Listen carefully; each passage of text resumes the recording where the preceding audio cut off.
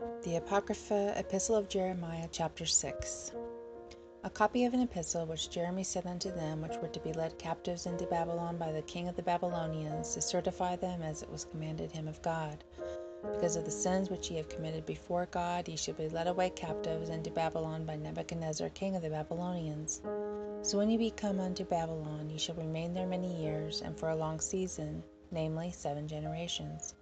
And after that I will bring you away peaceably from thence. Now shall ye see in Babylon gods of silver and of gold and of wood borne upon shoulders, which cause the nations to fear. Beware therefore that ye in no wise be like to strangers, neither be ye and of them, when ye see the multitude before them and behind them, worshipping them. But say in your hearts, O Lord, we must worship thee. For mine angel is with you, and I myself caring for your souls. As for their tongue, it is polished by the workmen, and they themselves are gilded and laid over with silver, yet are they but false, and cannot speak.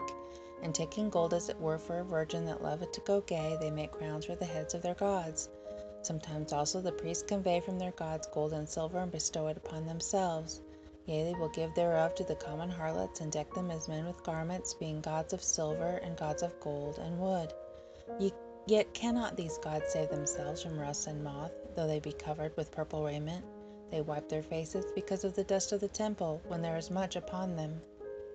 And he that cannot put to death one that offendeth him holdeth a scepter, as though he were a judge of the country.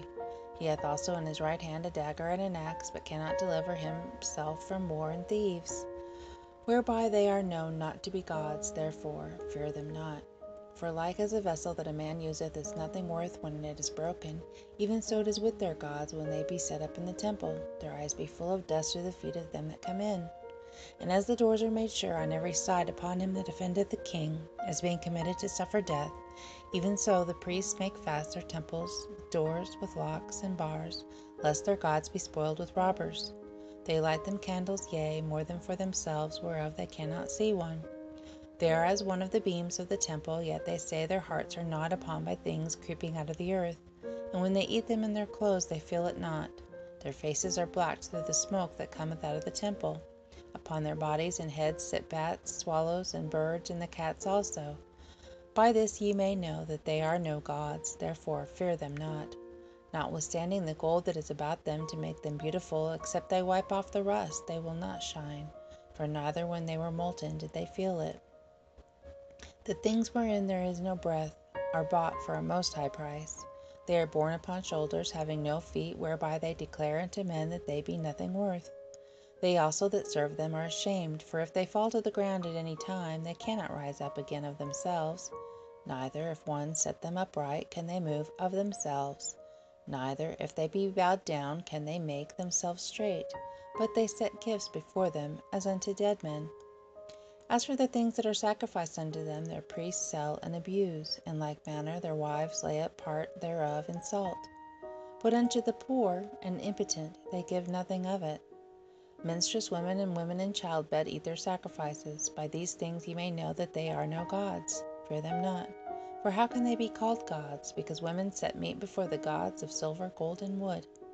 And the priests sit in their temples, having their clothes rent, and their heads and beards shaven, and nothing upon their heads. They roar and cry before their gods, as men do at the feast when one is dead. The priests also take off their garments, and clothe their wives and children. Whether it be evil that one doeth unto them, or good, they are not able to recompense it. They can neither set up a king, nor put him down. In like manner they can neither give riches nor money. Though a man make a vow unto them, and keep it not, they will not require it.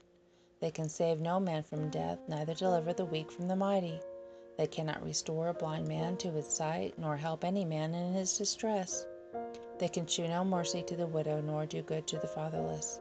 Their gods of wood, and which are overlaid with gold and silver, are like the stones that be hewn out of the mountain.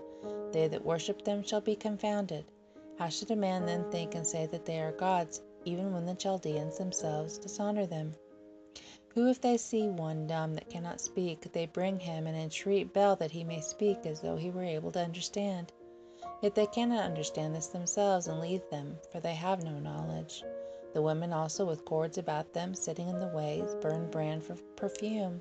But if any of them, drawn by some that passeth by, lie with him, she reproacheth her fellow, that she was not thought as worthy as herself, nor her cord broken. Whatsoever is done among them is false. How may it then be thought or said that they are gods? They are made of carpenters and goldsmiths. They can be nothing else than the workman will have them to be. And they themselves that made them can never continue long. How should then the kings that are made of them be gods? For they left lies and reproaches to them that come after. For when they cometh any war or plague upon them, the priests consult with themselves, where they may be hidden with them. How then cannot men perceive that they be no gods, which can neither save themselves from war nor from plague? For seeing they be but of wood, and overlaid with silver and gold, it shall be known hereafter that they are false. And it shall manifestly appear to all nations and kings that they are no gods, but the works of men's hands, and that there is no work of God in them. Who then may know that they are no gods? For neither can they set up a king in the land, nor give rain unto men. Neither can they judge their own cause, nor redress a wrong, being unable, for they are as crows between heaven and earth. Whereupon, when fire falleth upon the house of gods of wood, or laid over with gold or silver, their priests will flee away and escape, but they themselves shall be burned asunder like beams.